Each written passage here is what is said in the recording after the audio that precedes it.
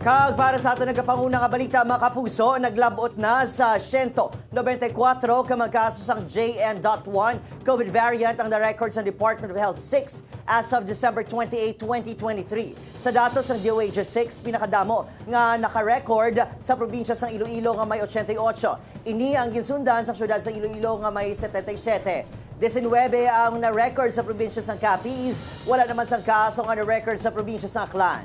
Sa 194 ka mga kaso, anong diri ang napatay? 4 ang halin sa probinsya sa Iloilo, kag duha naman makapuso gikan sa Iloilo City. Sa anom nga nagkalalamatay suno sa DOH-6 kalabanan sa ilang nalakip sa vulnerable sector. Kaangot sini padayon nga ginapahanumdom sang Department of Health sa publiko nga sundon ang minimum public safety protocols. Kaangay sang pagsuksok sang face mask, pag-sanitize sang kamot, kag pag-obserbar sang physical distancing. Nag-abiso naman ang DOH-6 nga maghalong hindi lang sa JN.1 variant kundi sa iban man nga COVID-19 variant sa palabuton nga dinagyang festival kung sa diin ginalauman ang pagdugok sang madamo nga tao.